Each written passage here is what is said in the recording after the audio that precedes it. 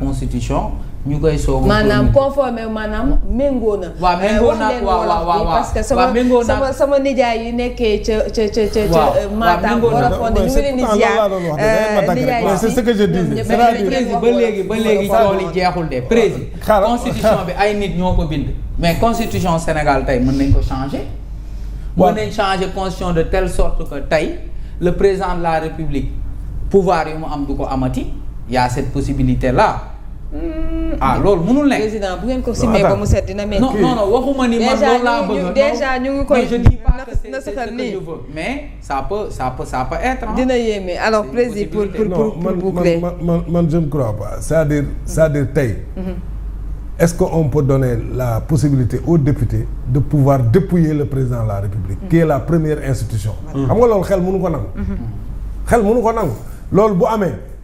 Le texte même bu ñu ko renvoyé au niveau de l'Assemblée bu ñu ko yóbboo conseil constitutionnel avec un argumentaire man jàpp naa ne conseil constitutionnel day dàq texte boobu parce que affaire yi tamit il faut parce que ñun ñëpp fi ñuy sukkandiku mooy constitution bi c'est-à-dire mënoo jalgati constitution bi yow pour régler sa problème loolu mënul nekk parce que c'est ce qu'ils veulent faire ils veulent ôter la possibilité au président de la République de pouvoir dissoudre l'Assemblée au bout de 2 ans alors que c'est consacré par la Constitution loolu laa wax léegi nag loolu ñoom bu ñu ko defee une réforme de la Constitution xam nga la Constitution a été réformée au Sénégal combien de fois? 2 fois. Oui mais réforme bi il faut mu am une adéquation entre ce que fait l'Assemblée et ce que veut l'exécutif aussi.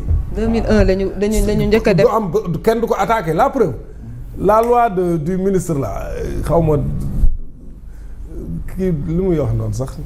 Comment il l'appelait le ministre de Thiès là Amadou Ba waaw sa loi là sur l'interprétation oui sur l'interprétation bi ko gars yi attaqué kan moo ko dàq du conseil constitutionnel loolu la parce que aussi loi bu bees boo indi su dëppaloowul ak constitution c'est le conseil constitutionnel qui dit est-ce que cette loi-là est en conformité avec la Constitution ou pas. C'est pourquoi je te dis aussi si on modifie d'abord la Constitution avant. Ouais, mais pour modifier la Constitution. Mais doo modifier Constitution il faut l'entériner. Kan mooy entériner. C'est le président là. Ah mi ngi noonu. C'est ça aussi.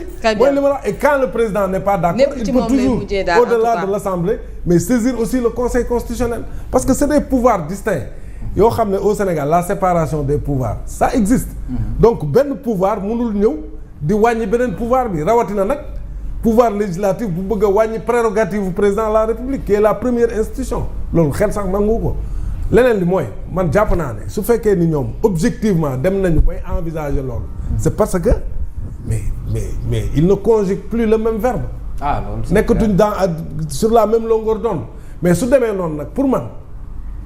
dañu war a delluwaat ci askan bi bu demee noonu bu fekkee réellement loolu la li gën pour man mooy que ñu tas assemblée que chacun retourne dans sa base qu'on organise de nouvelles élections générales ou bien des généraux kii est-ce qu'on peut pas organiser des élections générales mooy la mooy président beeg non le président assemblée beeg toi tu parles de couplage le président ne peut même pas renoncer à son mandat bul fàtte cas jurisprudence Macky Sall quand il a voulu ramener son mandat de 7 à 5 ans conseil constitutionnel def na ko y a pas possibilité tu as été élu pour 7 ans oui il peut démissionner mais dans ce contexte là dans ce contexte de combat parce que ñoom contexte combat lañ nekk moo tax c'est ce qui justifie d'ailleurs ay idée de doter le président la possibilité mu loolu la. mais xam nga président. fan laay xoolee sànq sa analyse xam nga sànq da nga ne Macky Sall ba mu fi nekkee dafa ñëw on a eu quelqu'un koo xam dafa ñëw au pouvoir fekk Assemblée nationale il n'était pas majoritaire à l'Assemblée nationale n'est-ce pas. Oui. Léegi mais le problème de Diomaye aujourd'hui son problème reste entier même s'il dissout l'Assemblée nationale tey. xam nga il sera obligé de convoquer de nouvelles élections législatives. Mais est-ce qu'il est assuré de gagner ces élections? Non loolu leneen la qu'il soit assuré ou pas. Comme ñun on est mal barré. Non. Parce que si le président tey dissoudre na Assemblée nationale dem organiser yeneen élection te il n'est pas assuré moom mën na gën a créer. non mais foofu nag loolu nag mooy. loolu mooy cohabitation nag. li ñu tuddee cohabitation li du cohabitation. loolu mooy cohabitation. imagine s'il dissout l'Assemblée nationale. ñu organiser ay élections waxuma la Sonko gagné Assemblée nationale mais l'opposition maintenant est majoritaire à l'Assemblée. oui mais c'est la cohabitation c'est prévu.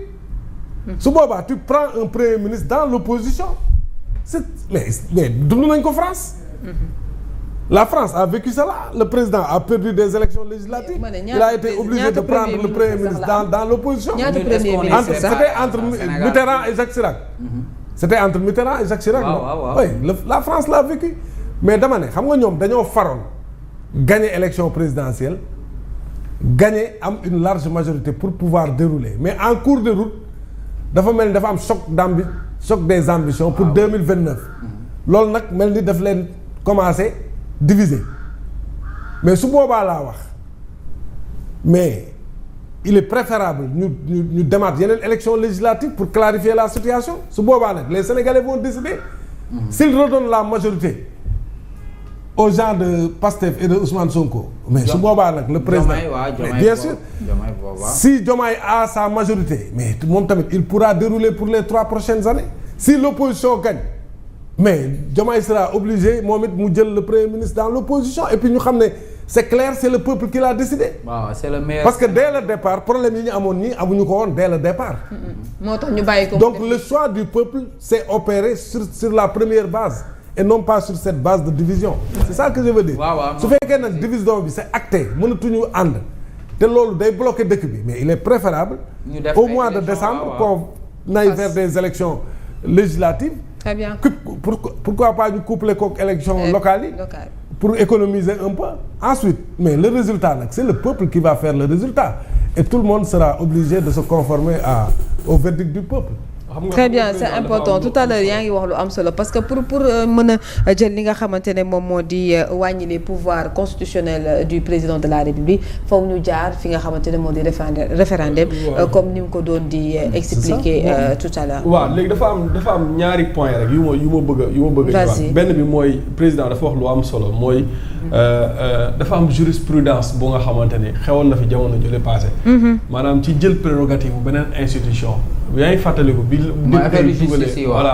député yu dugalee loi ñu ne léegi président assemblée am na sañ-sañu convoquer un magistrat su bañee mu recourir à des forces armées pour ñu indi ko devant l'Assemblée nationale bi mu demee conseil constitutionnel daf ko rejeté parce que ñaari institution la yow mënuloo garder say prérogatives ba pare bëgg récupérer prérogative bu beneen institution dolli ko ci say prérogatives c'est anticonstitutionnel. parce que tamit foofu moomoo xam nga loolu parce que lu am aussi mooy la constitution actuelle du Sénégal consacre 3 pouvoirs yooyu. donc pour pouvoir nga def loolu aussi maanaam ils auraient dû d'abord modifier la constitution. foofu laay ñëw mooy deuxième point bi. da nga wax léegi li nga xamante ni moom mooy modification de la constitution.